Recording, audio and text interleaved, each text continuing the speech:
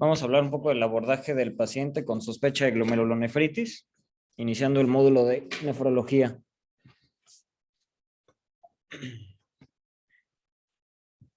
Bueno, para hablar un poco del riñón, tendríamos que hablar un poco de su anatomía.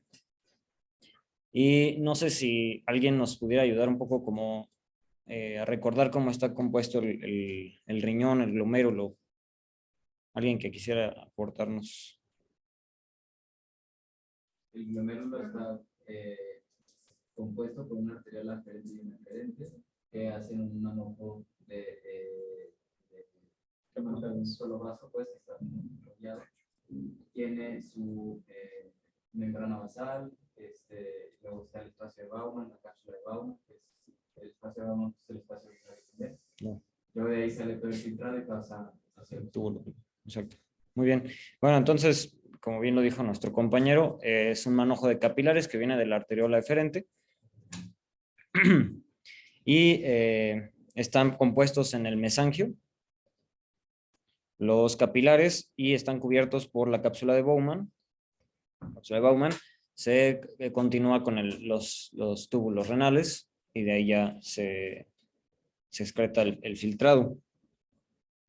En la membrana basal glomerular están los podocitos que tienen o que forman un espacio muy específico que se llama diafragma o hendidura, donde no permite que en condiciones normales pasen macromoléculas.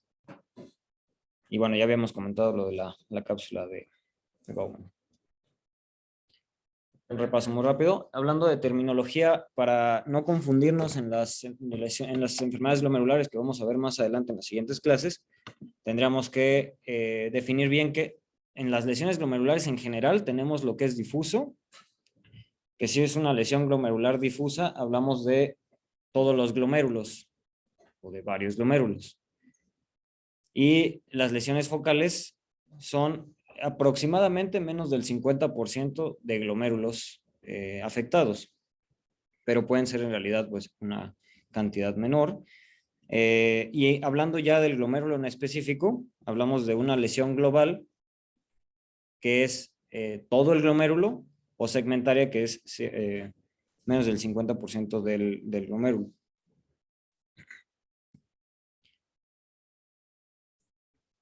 Continuando con estos términos, para ir a la par, en cuanto a la histología, hay lesiones proliferativas que pueden ser proliferativas, que es un aumento, realmente lo que nos dice proliferativo es un aumento celular en la lesión, perdón, en la muestra. Lesiones esclerosantes, que son realmente cicatrices, que nos hablan también de severidad. Y bueno, nos pueden hablar de severidad según sea el caso. Y lesiones necrotizantes, pues que realmente son partes del glomérulo que se ven con necrosis, se observan con necrosis. Hablando específicamente de las lesiones proliferativas, del aumento celular, podremos, o más bien las podemos encontrar principalmente en el mesangio, en la pared capilar o en la pared extracapilar, que es lo que llamamos creciente o las lesiones crecientes, ¿no? Artritis creciente. No sé si alguien quiera mencionar un poco de esta imagen, qué es lo que podemos observar ahí. Sari.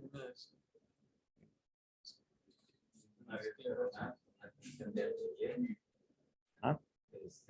Podemos ver los túbulos renales, los 1, 2, 3, 4 glomérulos. Y pues no se alcanza a ver el espacio urinario.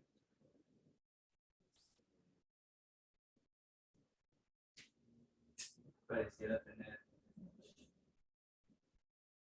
una mensaje prioritaria. Exacto, ahí vemos un aumento celular, un infiltrado celular importante en el glomerular,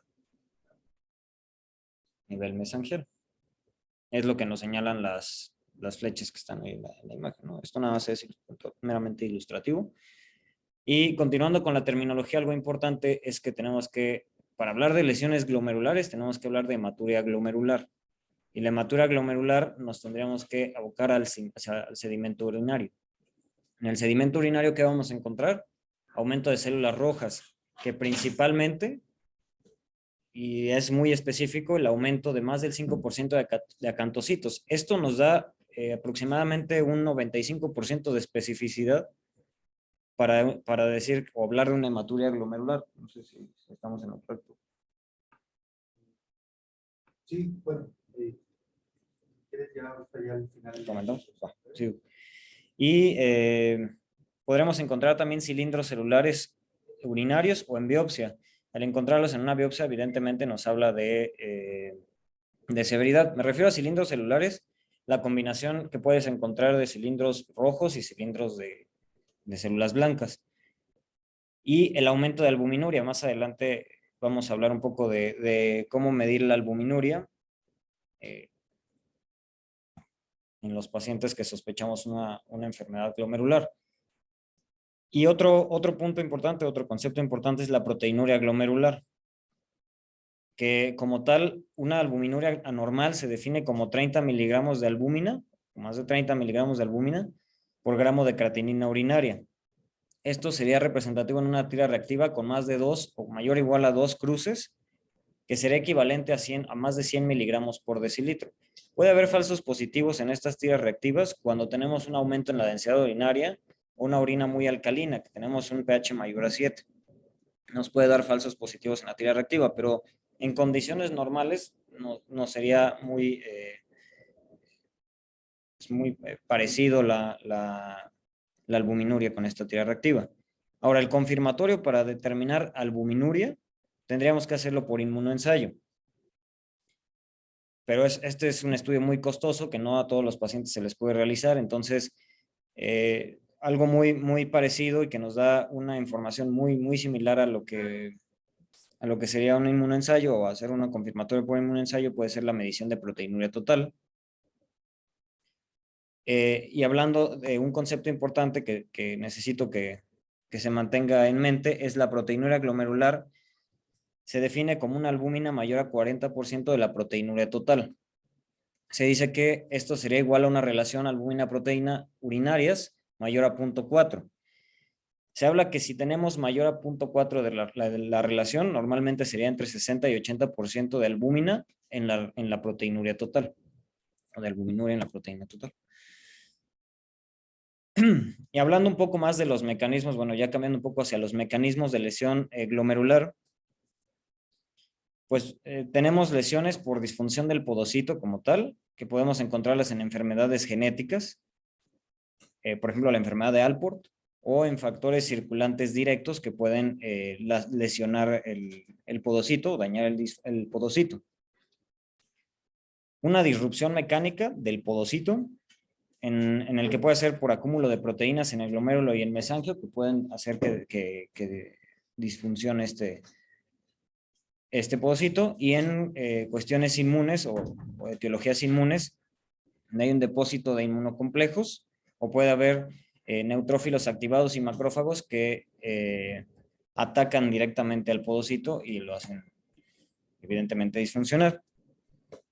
Para esto es importante que tendríamos que separar las lesiones glomerulares en las lesiones primarias, como las lesiones de cambios mínimos, las nefropatías idiopáticas membranosas, o la nefropatía membranosa, la nefritis por IgA, la esclerosis focal primaria y la postestreptocócica, o la membrana basal, la enfermedad por antimembrana basal glomerular. Las glomerulopatías secundarias, pues bueno, una nefropatía diabética, la nefritis lúpica, o las vasculitis asociadas a ANCA, una amiloidosis o las crioglobulinemias.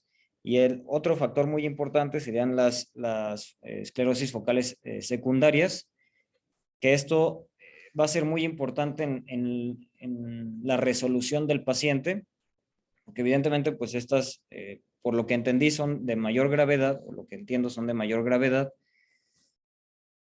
pero puede haber resolución del cuadro y que cierta cantidad de glomérulos puedan recuperar su función y el paciente no perder tanta proteína a nivel urinario. Una importante pues sería nuestra población, la glomerulopatía asociada a la obesidad, que bueno, el tratamiento es realmente pues el cambio en el estilo de vida. Esto es nada más a grosso modo dividir o clasificar las lesiones glomerulares o las enfermedades glomerulares.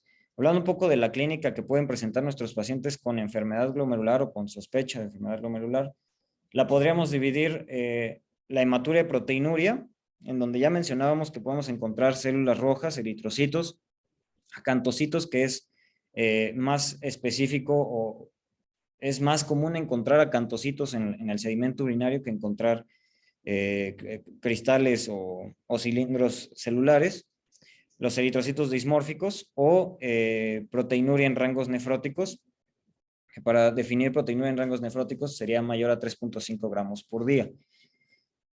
Y los pacientes generalmente no se presentan con una lesión renal aguda, aunque en algunas podocitopatías se pueden presentar como una lesión renal aguda. Ahí, perdón por el error de dedo. En las glomerulonefritis crecientes sí se pueden presentar con un cuadro de insuficiencia renal, o en las glomerulopatías con disminución de la tasa de filtrado glomerular, y en casos que ya tienen un diagnóstico previo de enfermedad renal crónica. Los pacientes pueden presentar hipertensión, sobre todo en los pacientes con un cuadro que sospechamos de un síndrome nefrítico, y puede ser que se presenten con un cuadro agudo de hipertensión o que empeoren los pacientes que ya tenían diagnóstico conocido de hipertensión. Generalmente pueden presentarlo con otras manifestaciones, y en cuanto al edema, que es otra manifestación importante, se presenta principalmente con hipertensión y con proteinuria. Evidentemente, pues tiene que haber proteinuria para que se presente generalmente el edema. Y pueden hacer también retención primaria de sodio, más bien presentan retención primaria de sodio. Y otra manifestación clínica puede ser la hipercoagulabilidad, en donde la nefropatía membranosa y otras causas de síndrome nefrótico son las que principalmente tienen esta manifestación en cuanto a la hipercoagulabilidad, y se presentan con trombosis.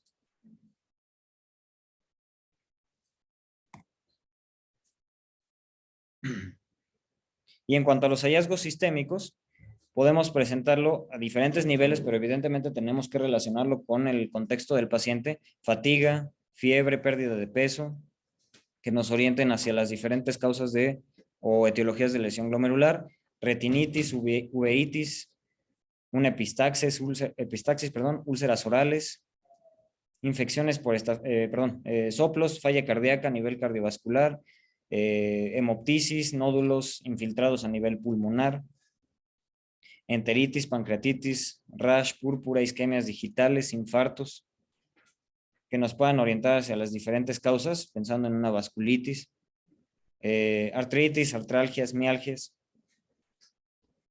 infecciones por estafilococos, estreptococos, hepatitis virales o HIV, que también se pueden asociar a glomerulopatías. Alguien que pudiera, no sé, ayudarnos a relacionar una retinitis, una uveitis que encontremos en un paciente, ¿hacia qué nos podría orientar si vemos una o sospechamos de una lesión glomerular?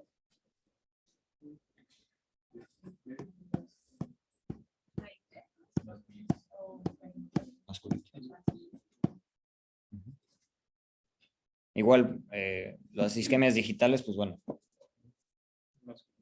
Vasculitis también. Hablando un poco más del diagnóstico, hay puntos a recordar que se mencionan en un artículo que nos compartió el doctor, y que pues son interesantes porque mencionan cosas que causan ahí un poco de controversia. Puede presentarse hematuria glomerular sin presentar o sin tener glomerulonefritis, sin tener como tal la inflamación del glomérulo, como serían la nefropatía diabética, la nefropatía por warfarina, en donde es un diagnóstico que se ha mencionado, o una entidad que se ha mencionado recientemente, que como tal se entiende que es una lesión renal cuando se llega a un INR más o menos de 3, asociado al uso de cumarínicos, y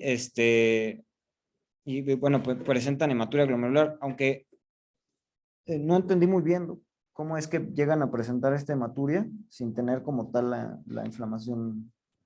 Lo que pasa es que es una patología inmunomediada, o sea, no es por sobrepoblación. Porque la nefropatía por warfarina no está en el contexto de sobrepoblación, porque obviamente la hematuria glomerular puede estar en el contexto de población. Otras enfermedades genéticas como la enfermedad por adelgazamiento o engrosamiento de la membrana basal glomerular, el ateroembolismo, que son realmente cristales lipídicos que dañan como tal al glomérulo, la nefritis intersticial alérgica o la glomerulosclerosis focal y segmentaria idiopática son entidades donde presentaríamos o se puede presentar una hematuria sin tener glomerulonefritis. Otro punto de que es importante, la hematuria puede estar ausente a pesar de que haya glomerulonefritis severa. Es lo que se llama el sedimento blando o normal. La ausencia de proteinuria, microalbuminuria en glomerulosclerosis diabética, principalmente en las primeras fases, hasta un grado 3. Después de eso, pues ya la definición como tal, pues es que haya macroalbuminuria, ¿no? Glomerulonefritis, en algunas glomerulonefritis no se presenta, o más bien la glomerulonefritis no presenta como tal una hipertensión maligna y no tiene una resolución rápida. La hipertensión maligna pues generalmente puede tener una resolución rápida si se da el tratamiento y el abordaje adecuado y oportuno. Ahora, hay algunas enfermedades glomerulares, unas enfermedades no glomerulares que pueden tener una pérdida sustancial de nefronas. Pueden hacer lo que mencionábamos al principio, una glomerulosclerosis focal y segmentaria secundaria, pero si quedan algunos glomérulos sobrevivientes y se pueden recuperar estos glomérulos, lo que ya mencionábamos, va a haber un aumento de creatinina, pero la proteinuria va a ser leve o puede que no haya proteinuria porque el glomérulo que sobrevivió, que se recuperó, sigue funcional. Algunos marcadores de glomerulopatía, más bien los marcadores de glomerulopatías como tal se mencionan que no son fidedignos, la mayoría no son fidedignos porque si lo asociamos, por ejemplo, un ANCA se asocia generalmente a vasculitis, pero pueden presentarse otras entidades donde tenga positividad de ANCA refiriéndonos a las glomerulonefritis y no haya como tal vasculitis. Pero los que sí son muy específicos o más específicos son C3 y C4 bajos, que se asocian al depósito de complejos inmunes circulantes o enfermedades que tienen depósito de complejos inmunes circulantes. Y en varios casos la biopsia renal no nos brinda un diagnóstico de enfermedad específico. Entonces hay que delimitar bien a los pacientes que les podemos llevar a una biopsia renal y que sí nos vaya a aportar algo en cuanto al diagnóstico y no solo, pues no solo someterlo a este procedimiento que finalmente confiere un riesgo. Ahora, ¿qué laboratorios vamos a solicitar en los pacientes o se recomiendan en los pacientes con sospecha de lesión glomerular? Laboratorios de rutina, un panel metabólico y biometría hemática con conteo de plaquetas. Vamos a ver más adelante los estudios recomendados iniciales y los estudios opcionales que se mencionan en uno de estos artículos. Principalmente la recolección de orina de 24 horas, donde podemos cuantificar la proteinuria, y ya mencionábamos que una proteinuria total mayor a 500 miligramos por día se dice que sería una relación mayor a 0.4, en donde tenemos una relación con albuminuria de 60-80%, o más del 40%, que sería una proteinuria glomerular. Y nos recomiendan también medir el sodio, el potasio y la urea urinarios, que son factores importantes también en el estado metabólico de nuestro paciente. La albúmina sérica, que más bien nos habla de la severidad de la disrupción de la barrera de filtración glomerular. Se dice que a menor albúmina sérica habría mayor permeabilidad glomerular. Sin embargo, tenemos que ser muy juiciosos en el caso de que el paciente tenga una disminución de la albúmina, pero no sea relacionado con la filtración glomerular, sino más bien a su estado nutricio o alguna alteración, enfermedad hepática, que nos puede estar disminuyendo la albúmina, ¿no? Entonces, una proteinuria leve y una albúmina baja, pues esto corresponde a que pudiera ser un estado nutricio del paciente o un daño hepático. En cuanto a la deshidrogenasa láctica, es importante encontrar, o más bien buscar, daño muscular o visceral. Si se descartan estos, entonces asociaríamos a hemólisis. Y la hemólisis es importante porque podemos asociar este daño glomerular a una microangiopatía trombótica que nos puede estar dando este daño glomerular. Lo mismo los reticulocitos y plaquetas, porque nos hablan de una sobreproducción, si están aumentados, que nos puede relacionar con una microangiopatía trombótica. Evidentemente no es lo único que tendríamos que buscar, pero sí es una parte importante o que nos pudiera orientar hacia la causa.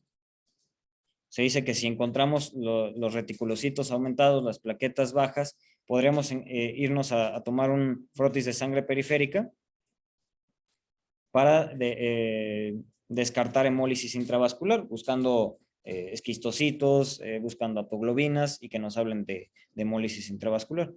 C3 y C4, que ya lo mencionamos anteriormente, enfermedades o que nos relacionan, enfermedades que activan la vía clásica o alternativa del complemento. Aquí como recordatorios pongo algunos puntos importantes. C3 normal y C4 bajo nos pudiera orientar hacia una crioglobulinemia. El C3 muy bajo y C4 normal nos pudiera orientar hacia una glomerulonefritis postestreptocócica. Y un C3 bajo y C4 normal nos podría orientar hacia una patología como el SHU atípico o algunas otras, ¿no? En cuanto a la electroforesis de proteínas y las cadenas ligeras, bueno, es importante, sospechando, en el contexto de un paciente que sospechamos una gamapatía monoclonal, una hipergamaglobulinemia, una hipogamaglobulinemia, que tendríamos que hacer también un conteo de inmunoglobulinas. Tendríamos que buscar, bueno, si más bien si encontramos en la electroforesis de proteínas una proteína monoclonal y hay una relación kappa lambda normal, pues entonces podríamos ir a una inmunofijación sérica para obtener el diagnóstico. un panel viral, o sea, podríamos hacerlo respecto a los factores de riesgo que tiene nuestro paciente, pero de todas maneras sería importante conocer si tiene o no estas enfermedades para iniciar un tratamiento específico en caso de que lo requiriera, por ejemplo, un tratamiento inmunosupresor. En cuanto a los ANAS y los ANCAS, para orientarnos a enfermedades autoinmunes, por ejemplo, ANCAS, si encontramos un PANCA positivo, pues bueno, pedir mieloperoxidasa. Si encontramos un CANCA positivo, proteinasa 3, ¿no? Y el factor reumatoide, que como subrogado o agregado nos puede orientar hacia una crioglobulinemia. Y hay estudios opcionales que no se los tenemos que pedir inicialmente a todos. Por ejemplo, los hemocultivos, en el caso de que sospechemos que sea de un origen infeccioso, la lesión glomerular, entonces enfocándolo en bacterias, hongos y algunos virus, pero bueno, sabemos que es difícil a veces, incluso para bacterias. Anticuerpos antimembrana basal glomerular, en el caso de que sospechemos un síndrome de Goodpasture. Antiestreptolicinas, en el caso de una infección aguda por estreptococos del grupo A. El dímero D, por el estado de hipercoagulabilidad de nuestros pacientes. La cuantificación de inmunoglobulinas, ya lo mencionábamos anteriormente, en caso de que sospechemos esto o pensemos en alguna otra como IgG4, perdón. Adams TC13, en lo que sospechamos una púrpura trombocitopénica trombótica. Y bueno, una radiografía de tórax para descartar un síndrome de pulmonar renal o una complicación pulmonar por la enfermedad glomerular. Yéndonos un poco más al abordaje, mencionar ciertos conceptos importantes. El síndrome nefrótico. ¿Qué datos podríamos encontrar en el síndrome nefrótico? Alguien que nos pudiera aportar. En un paciente que sospechamos de un síndrome nefrótico. Proteinuria. O sea, clínicamente, Edema, edema de extremidades proteinuria. superiores, un edema duro. ¿Y qué con los lípidos en estos pacientes?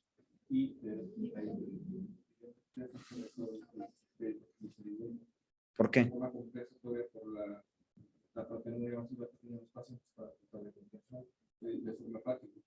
Sí, y además también se habla de que hay filtración de lipoproteínas, por eso vemos más a triglicéridos, ¿no?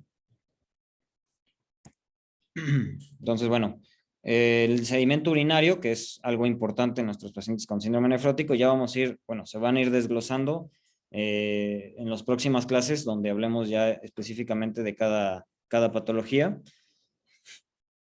En cuanto al sedimento urinario,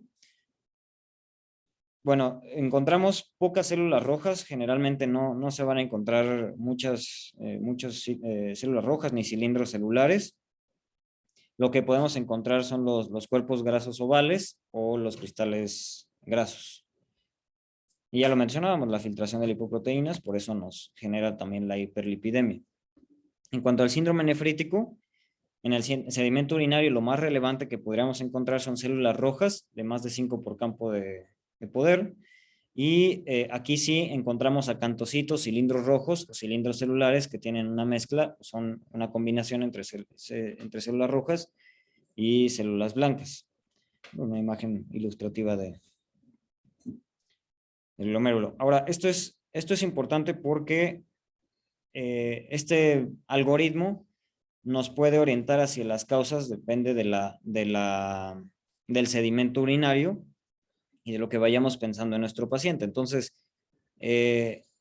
lo primero que tendríamos que descartar es, vamos a pasarnos a la que sigue. Bueno, en este artículo me gustó porque lo desglosan por pasos y puedes ir como cerrando un poco más las posibilidades diagnósticas que tienes. El paso 1 sería excluir aquellos que no aplican en el algoritmo, es decir, aquellos que tienen una proteinuria tubular o una proteinuria de sobreflujo. Alguien que nos pudiera decir a qué se asociaría una proteína de sobreflujo.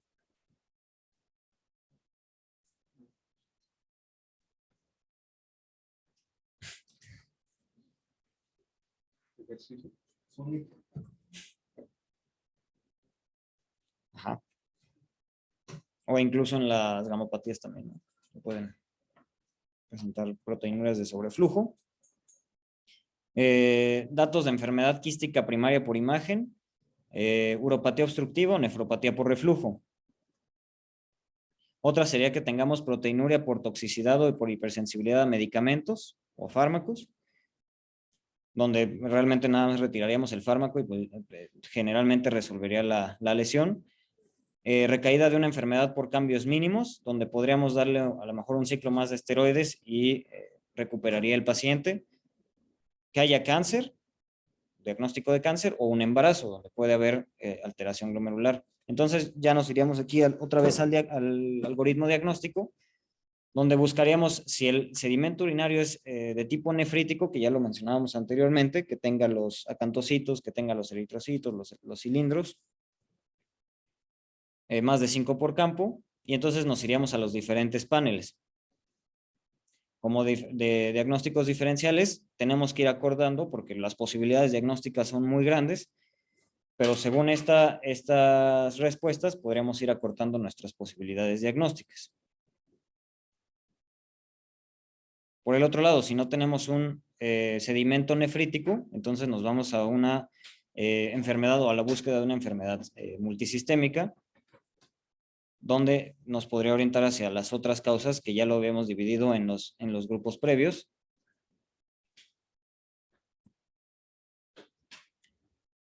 El siguiente paso sería obtener los laboratorios iniciales y opcionales de acuerdo en el contexto de nuestro paciente.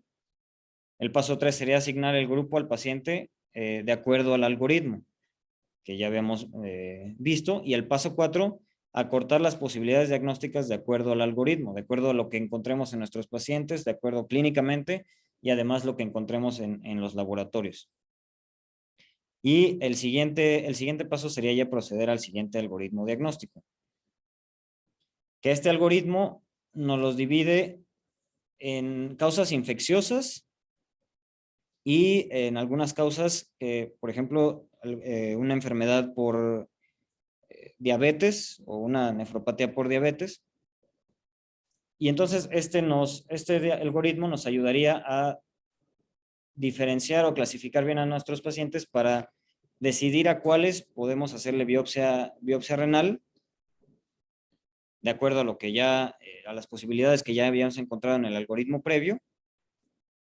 Y bueno, ya no someter a un paciente a un riesgo nada más por obtener un diagnóstico que probablemente ni nos aporte nada al diagnóstico.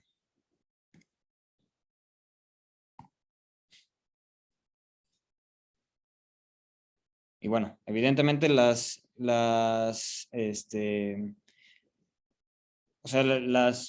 enfermedades, meterme en cada una de las enfermedades, pues sería meterme en las siguientes clases. Entonces no sé si hay alguna forma. No sé si... Bueno, pues lo importante cuando vamos a iniciar una evaluación es establecer en la pirámide diagnóstica cuáles son tus anormalidades, tanto clínicas como bioquímicas. Entonces, esas anormalidades, tanto clínicas como bioquímicas, te pueden empezar a dar un panorama general sobre qué es lo que está pasando. Evidentemente, gran parte de la captura de este tipo de pacientes es porque encontramos ya un deterioro de la función renal, o en su defecto porque encontramos proteinuria en un examen general de orina. Entonces, quédale acá, ¿sí? Para que se escuche, ¿verdad? Entonces, ya una vez contando con estas anormalidades bioquímicas clínicas, pasamos al siguiente paso de la pirámide de diagnóstico, que son integrar los diagnósticos sindromáticos, ¿de acuerdo? Entonces, como ustedes saben, pues los más importantes tenemos el síndrome nefrótico y el síndrome nefrítico, que son las clases subsecuentes, pero pues recordar que el síndrome nefrótico se caracteriza básicamente por dos datos muy importantes, que es una proteinuria de más de 3.5 gramos, inclusive si tú tienes una proteinuria de más de 3 gramos, ya las causas son de síndrome nefrótico. Generalmente ya te orientas a patologías asociadas al síndrome nefrótico con una proteinuria total de más de 3 gramos. Y el segundo punto es la hipoalbuminemia, ¿de acuerdo? Ahí hay puntos de cortes también discordantes. Hay literatura que menciona albúminas de menos de 3 y literatura que menciona albúminas de menos de 3.5. En lo personal creo que la literatura que menciona albúmina de menos de 3.5 es un poco más abiertas respecto a esta situación. Estoy silenciado, ¿verdad? De hecho. Ah, es del de allá, ¿verdad?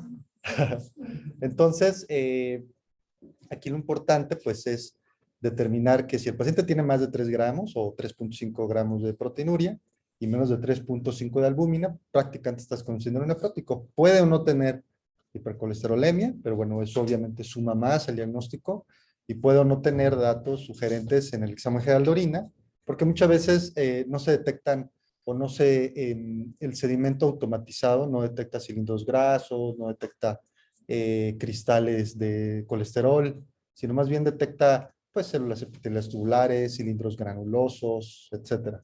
Entonces, esa parte del sedimento, más que nada, se debe de especificar más bien por el médico, ¿no? O sea, por ustedes eventualmente, cuando valoren el sedimento en el microscopio.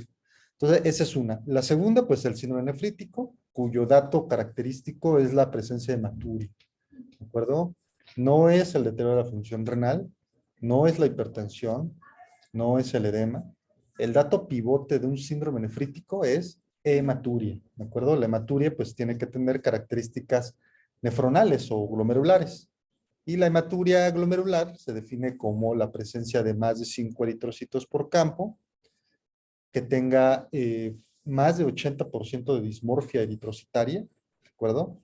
De esta dismorfia eritrocitaria hay muchos subtipos de dismorfia. La más común, la que más se detecta, se llaman acantocitos. De hecho, cuando ustedes buscan en las imágenes, son células como células con orejas de Mickey Mouse, ¿no? Porque está la célula redonda y tiene dos pequeñas protuberancias que asemejan como las orejitas, ¿no? Entonces, esos son acantocitos. Si tenemos más de 5% de acantocitos, ¿de acuerdo? También es sugerente de, o es practicante patognomónico síndrome nefrótico. Y por lo menos un cilindro eritrocitario, ¿de acuerdo? No todo tiene que estar junto. Obviamente si tienes que tener más de 5 eritrocitos. Es raro que veas acantocitos si no tienes muchos eritrocitos. Generalmente ya cuando tú lo ves en sedimento es que hay muchos eritrocitos, y dentro de esos eritrocitos pues una buena proporción son acantocitos. Y añadido a ello, pero no diagnóstico o no necesario para el diagnóstico, es el deterioro de la función renal, porque eso es un dato característico. ¿Cuál es la principal característica de un síndrome nefrótico? Nefrítico, perdón, y se coloca el deterioro de la función renal. Y no, es la hematuria glomerular. Así como el síndrome nefrótico, muchas veces el edema. No, en realidad el paciente con síndrome nefrótico puede no tener edema, pero generalmente lo llega a tener entre más grande la proteinuria. El tercer síndrome se llama hematuria proteinuria. Es decir, es hematuria de tipo glomerular más proteinuria subnefrótica. Generalmente estas proteinurias son de menos de 1 gramo. Entonces, también te orienta a ciertas patologías, ¿de acuerdo? Y el el cuarto se llama anomalías glomerulares mínimas. Es decir, que tengan o hematuria aislada, glomerular, o proteinuria subnefrótica aislada. Generalmente proteinuria de menos de 1 gramo. Por ejemplo, una anomalía glomerular mínima, por ejemplo, se da en los pacientes diabéticos. Tú les haces una recolección de orina y tienes algunas de 400, 500 y proteinuria total de 600, 700. Pero no tiene hematuria, el deterioro de la función renal es crónico y no agudo, ¿de acuerdo? Y quizá el edema se debe a otros factores. Entonces ahí tú lo determinas como anomalías glomerulares mínimas. Y el quinto, digamos, síndrome nefrológico se conoce como deterioro rápidamente progresivo de la función renal, que generalmente está relacionado con el síndrome nefrítico, ¿de acuerdo?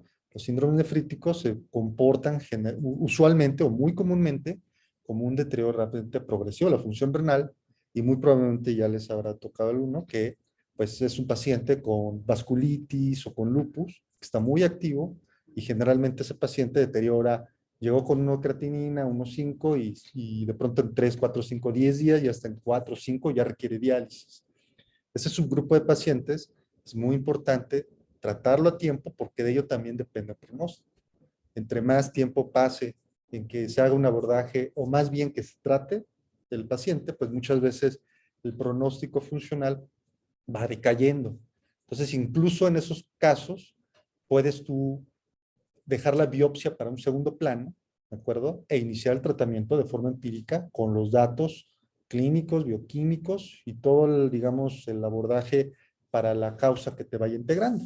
Si tiene unos anticuerpos positivos y todo suena a lupus, pues bueno, igual no lo biopsias en ese momento y le inicias un tratamiento inmunosupresor agresivo para tratar de frenar esa caída de la filtración glomerular. Entonces ya una vez que tienes tú tu diagnóstico sindromático, puedes pasar entonces a tu diagnóstico etiológico, ¿de acuerdo?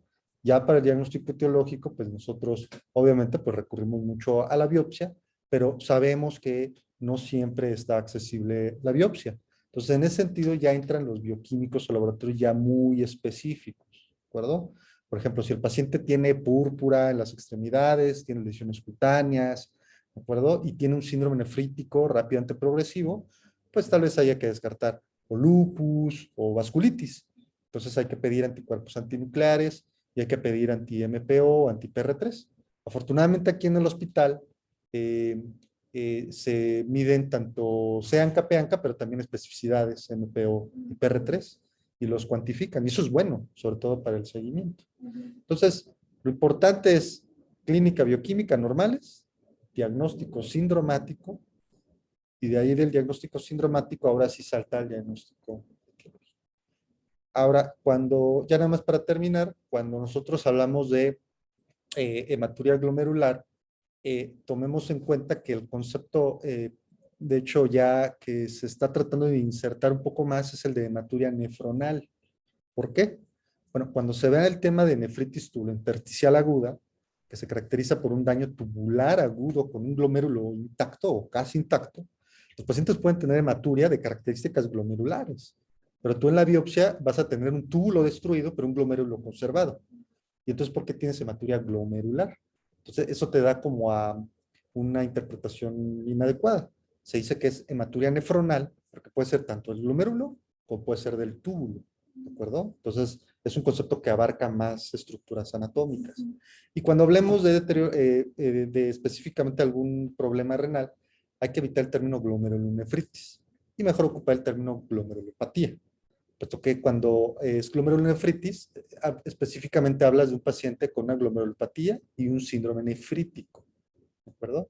Entonces, no hay glomerulonefritis sin hematuria glomerular, pero sí puede haber glomerulopatías sin hematuria glomerular. Entonces, ya en las clases subsecuentes, pues ya vamos a ver causas específicas. No sé si alguien tenga alguna duda adicional. Ok, bueno. Pues muy bien. Pues, mañana.